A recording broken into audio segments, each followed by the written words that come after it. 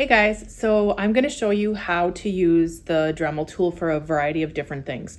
Another thing that Dremels can do is you can actually buff. There's a lot of different buffs inside here, and there's also a buff that's very similar looking to the buffs that are on the buffing wheels in the back. They're just a lot smaller. So when you have something really tiny in your jewelry piece, you would actually want to use these buffs. They'd get into areas a little bit more closely. And I can see right now this string came off of this buff, so I should actually just take a scissors and I'm going to cut that off. If that ever happens to you, you could do that too. One other thing that you need to be aware of when you are using the buffs is you can actually see that I've labeled one of these T and one of these R. You would always use Tripoli first. Tripoli is actually this brown compound, and the rouge would be the second compound you would use, and it's actually more of a reddish purple color. In between, remember we want to use a buffing cloth to actually wipe off the compound from our pieces. And remember, you have to have one labeled with a T and one labeled with an R. You cannot mix the compounds on the different bits, because if you go back by accident and use a bit that is for Tripoli, it will actually scratch your piece once you've started using rouge. So you really need to be very careful when you're using those. Another thing that you can actually use in the Dremel tool is this polishing point. So again, when we're doing anything kind of small, like a bezel on our pieces, you would actually put this bit inside the Dremel, and then you would grind it to a point on this sanding block, and then you can actually get in different tiny spaces. You can also use, there's these rubber discs that will also polish your bezels when you get to the end of that. And these polishing points, just so that you are aware, there's 4 different kinds. It actually goes from coarse. This one actually is medium. I have the fine version in the tool right now, and then there's an extra fine as well. So you can actually go through the different bits, but you would have to, again, sharpen that to a point in order to get into your bezels. And I'll actually go through a piece of metal and I'll actually show that in this video as well. So one other thing I want you guys to see is I actually have my safety glasses on. I have my hair tied up. I don't have any hoodie straps or anything loose. Part of the reason I don't want that right now is I want to make sure that I don't get anything caught in the Dremel tool, because I could injure myself that way. I want to wear a dust mask if I'm sanding or buffing. Cabinet number 4, denoted with the green number 4 label, has all the Dremels and Dremel bits. There are labeled areas that store each item for the Dremels. Please make sure you put them back in the correct area so the next person can find the item they need. So as I'm starting to prepare for buffing, I need to make sure that I have my mask, and you'll notice I labeled it with my name. That should be inside your locker, because you should be using that every time you do any kind of process where you need a mask. I'm not giving you a mask every time. What you'll also notice is I have a T on one of the cloths and R on the other, because we'll be using Tripoli and rouge. There's also Tripoli and rouge buffs and the compound as well. So when I start this process, you're gonna see those different things. So the first thing that I want you to see now is I actually did sand this, and I'm gonna show you, I did actually sand it with 600 sandpaper. It got partly ripped off over here, but you can see that that's 600. I was actually just sanding it in the final direction, and I really should be getting off any kind of little dirt or scratches that are in there. And I'm purposefully leaving some scratches that I don't think you can see right now, but as I go to buff this, you're actually going to see where those scratches are once I start buffing. One of the other things that I want you to notice is these buffs are so small that I'm not actually going to be able to write a T on these smaller ones. That is why we have those containers that I had mentioned before. So I'm just going to take my Dremel tool and I'm going to plug it into the outlet, which you can't see from that view. I'm going to then turn it on, and remember I'm wearing my PPE, my safety, and I'm actually going in here and I am putting some Tripoli on this buff, and then I'm going to actually go and buff my piece. So I'm actually going to go back and forth on here. I want you to notice is I'm right on the edge of the table, and part of the reason for that that is I can't go in too far with the bezel, with the Dremel tool. So I actually want to go on here and I'm buffing back and forth. One other thing I want you to notice is what I just got on the table. That is why I told you guys to put a piece of paper on the table so that we don't wreck our brand new table. Once I'm done buffing, and I am going to actually buff this whole thing, but what I want to do is I want to just show you the difference between what the Tripoli and what the sanding looks like. Now I was actually going the same direction as what I went with the sandpaper, and I should go the opposite direction, but one other thing that I want you to notice is as I'm tilting this piece of metal, and I just saw it there, I can see a scratch way up here. Do you see that little scratch? And actually there's a scratch right there too that I didn't get out with the sandpapers, and now that I'm buffing I can actually see that scratch. If that's something that you can see, you should actually go back with the sandpapers and get those out. We are trying to teach you professional hand skills, so if there's scratches left in your piece, you're going to get docked points on your overall piece. So just so that you are aware of that, I'm going to go back in here and I'm actually going to use the Tripoli. I'm also going to put a piece of paper down so that I demonstrate good craftsmanship skills and studio maintenance skills, and then we're going to come back and show you some more. So here I actually taped a piece of paper to the table. What might even be better than this is I think we're going to start using larger pieces of mat board because it'll actually not go through the paper. Sometimes when you're sanding, you can rip right through these pieces of paper, so we don't want that to happen. So what I'm going to do is I'm just going to put my piece of metal back in there, and I'm going to actually finish buffing with the Tripoli.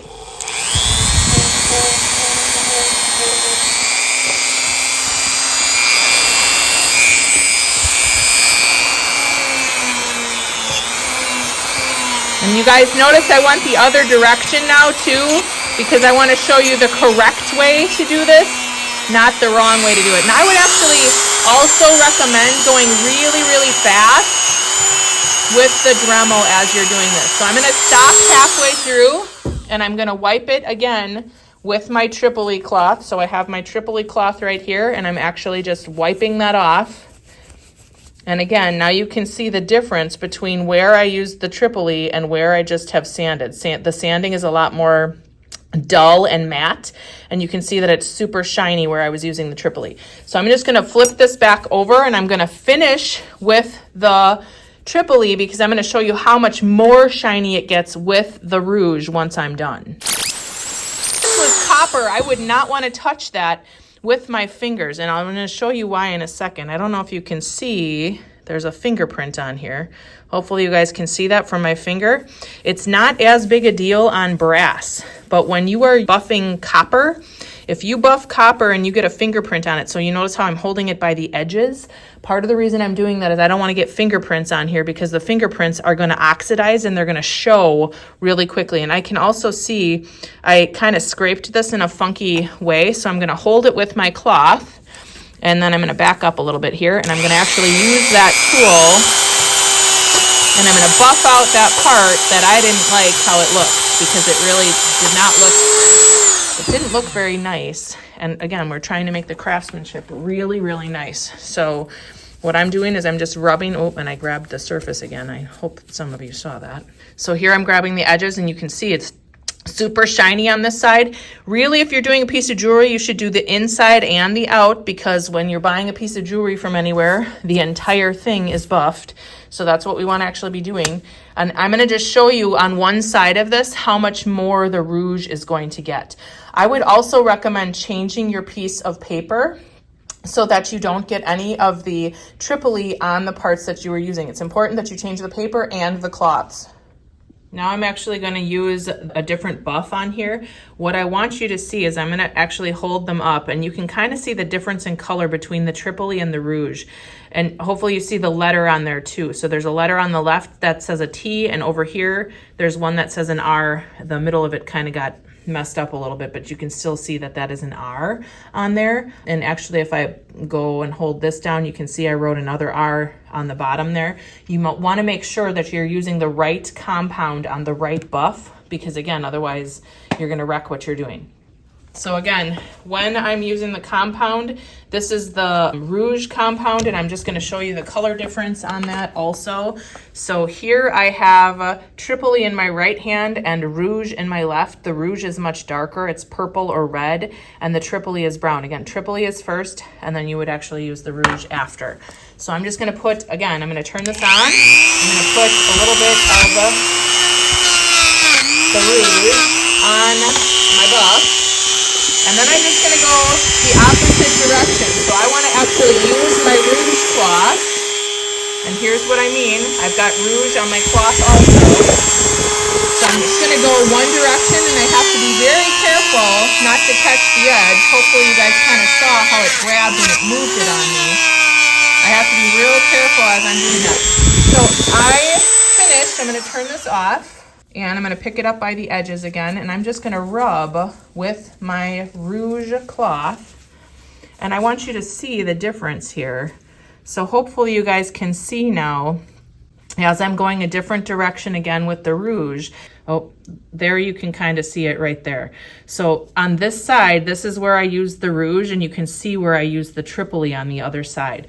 So you can see it's getting a much more mirror-like shine, and that's really what you want. And again, we want it on both sides. One other thing I want to point out here is that you can see where I was pressing a little bit harder with the tool or where I scratched it. So there's a little bit of a scratch right here. And I wonder if that's just, let me see if I can rub that out, because it might just be, nope, that's actually a scratch that's in there. So here you can see all the little flaws too of where I did not sand appropriately. And that is, again, a craftsmanship issue that you'd get points off for. So you really want to be careful of that. Here I'm actually taking out the Tripoli compound. I do need to put a little bit of that on the buff. You can see there's not any on the buff that I have there. This one does already have some on it, but I just put this other buff on, so I'm going to use that. What I also want you to notice, I do have an apron on as I'm working. Part of the reason for that is as I'm using this, you can see that it's flinging some of the material actually at me. And then I'm going to be using this right on the piece. In order to do that, I actually have to press the buff onto the piece. So here I'm going to come a little closer so that you can see this. And then I'll go and zoom in again so that we can do it one more time. I'm going to take the Dremel tool and turn it on. And then I'm going to actually buff the piece. So here I'm going to make it go rather fast. I'm going to hold my piece down. And I'm going to go right on the surface of the metal. One of the things I forgot about, we had talked about this in the past, is that I should be putting a piece of paper on the table so that I'm not marking up the table. I'm gonna have to go back and clean this all up now. But another thing I do want you to see is I want you to see where I was buffing with the Dremel tool and where it actually oxidized on there. There's nothing wrong with it. It's just been sitting in the example box for a while, so it got tarnished. So if I use a Dremel tool, I can get into tighter spaces. These rubber buffing bits, what those are really good for is getting in the tiny little crease that is in the piece right by the bezel, where the bezel meets the piece itself. That's where you can use those. If your bezel is designed in a way that you need to use that to get into there, that is totally fine. I'm just going to take, this is like a disc bit, but it's actually rubber, so I can bend it here, and it's actually going to buff up your bezel for you. So I can take this or the polishing points to get into those little corners. So I'm just going to show you, I'm going to turn it on, and I got to hold this very, very carefully, but if I go in the corner and I pull it on the bezel, it's actually going to buff this up a lot more than what it was. So hopefully you can see I'm starting to get it more and more shiny. Right over here in this space you can see that it's darker. So I'm going to actually take the tool, rub it in there, and I'm actually going to make that more shiny than what it was. I will have to take a cloth on here afterward because I can see that I'm starting to get marks on my stone, so I don't want that. But that is a way to actually make your bezel even shinier than it was. This one happens to be, it was an example and it's been sitting for a while, so you can see that there's some tarnish over here in the corner. So really what I was doing is I was just trying to get the tarnish off on this side, and you can see where I stopped. If I rotate this around a little bit for you, you can see how it's dull over here. Your bezel might look dull like this. What we're going to do is just rotate this around, and you can see where I was taking the tool and I was just going in the corner, and then I was pulling it down this direction in order to make that bezel super shiny. So again, that's a tool that you can use to get into the corners of things. You do have to be careful because it does make marks on surface areas if you're not careful. But again, you could go and use blue tape to protect that like we did before. So remember earlier I had talked about those polishing points, and I just want to zoom in here so that you can see this. But the first one on the left was coarse, then medium. I actually have a fine polishing point in the bit right now. And then there's also extra fine. So you can actually change the different little polishing points to get into the spaces that you want to. Another thing that you need to know about the polishing point, so I put the polishing point inside this little mandrel that goes inside the Dremel. You actually do have to tighten it, so I had to go counterclockwise in order to loosen this up, and that's what would take this in and out of here. I want it to be about like a pencil lead, so I want to make sure that I'm not out too far because otherwise it'll just break the point off of there. So I tightened that back up. Then what I want to do is I'm going to actually take out this part that grinds it down into the point. So you can see that there's a coarseness to this. It's actually much coarser than the 220 sandpaper. And then I have to put this point inside the Dremel before I can sharpen that. So here I've put the mandrel inside that Dremel tool. I'm going to push that blue button again, and I'm going to turn it clockwise. Right now that's actually looking like it's going away from me or up, but it's really going clockwise on that mandrel. I still have my thumb on that button, and then I'm tightening the tool, and I'm going to just do it one more time just to make sure that it's totally tight and that this doesn't move on me. When I turn the tool on, oh, I have to have it plugged in first. So when I have it plugged in, I'm going to turn the tool on, and I'm just going to sharpen this into a point. So I'm actually going on that tool, and what you'll notice in just a minute is I actually sharpened it from that cylindrical thing to a point like a pencil on here. And I can probably do it just a little bit more because I can see I didn't quite get all the way to the end.